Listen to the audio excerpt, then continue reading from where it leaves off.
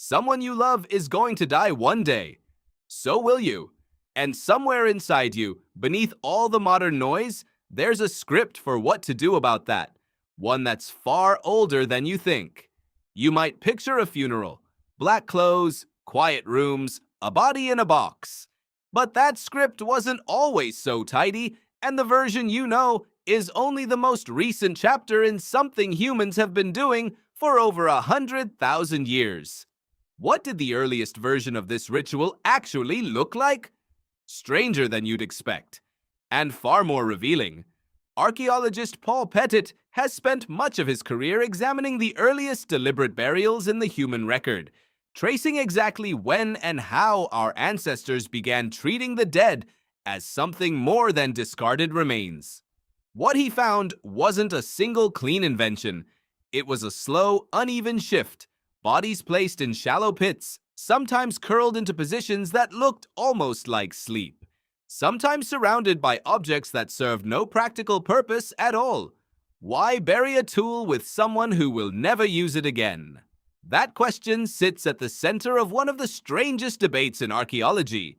At sites like Shanidar Cave in Iraq, researchers including archaeologist João Zilhão have studied burial evidence stretching back tens of thousands of years.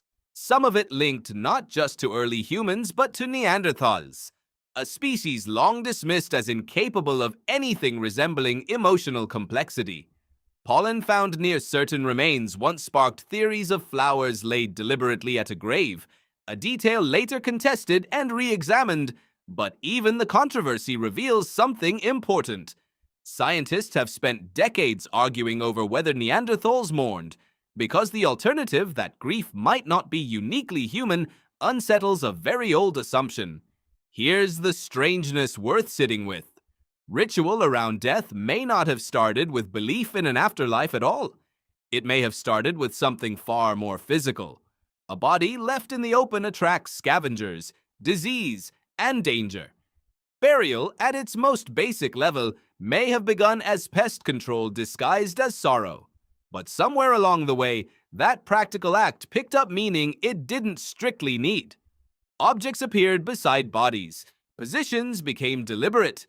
Ochre, a red pigment, shows up again and again at ancient burial sites, for reasons researchers still debate, sometimes read as a symbolic stand-in for blood, life, or the body's fading color. Nobody required that symbolism to survive. And yet humans added it anyway. Think about what that means. Somewhere in the depths of prehistory, a species evolved not just to bury its dead for hygiene, but to mark the fact that someone mattered. That impulse wasn't handed down by any religion. It came first. Religion arrived later to explain a feeling humans were already having. And the feeling itself turns out to be stranger than the neat stages you've probably heard of.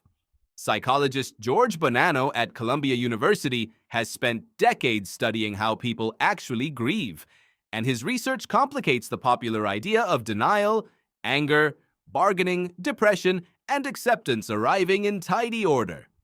Most people, his work suggests, are more resilient than that model implies, moving through grief in ways that don't follow a script at all, sometimes returning to ordinary functioning far sooner than expected, sometimes carrying sorrow quietly for years without any dramatic collapse.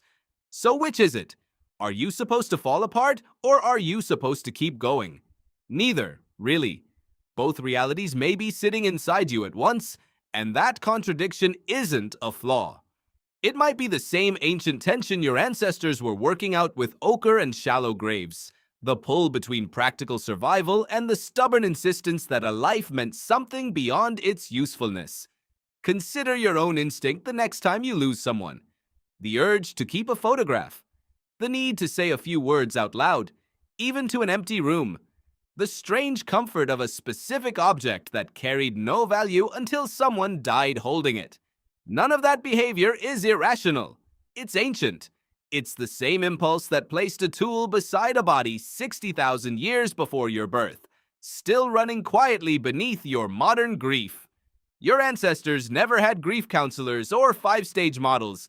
They had dirt, red pigment, and the simple refusal to let a body disappear without notice.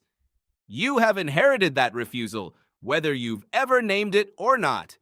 It's there in the funeral you'll one day attend, and it will be there in the one someone attends for you. Long before religion gave grief its language, humans were already doing the only thing that mattered, making sure death at least once was witnessed.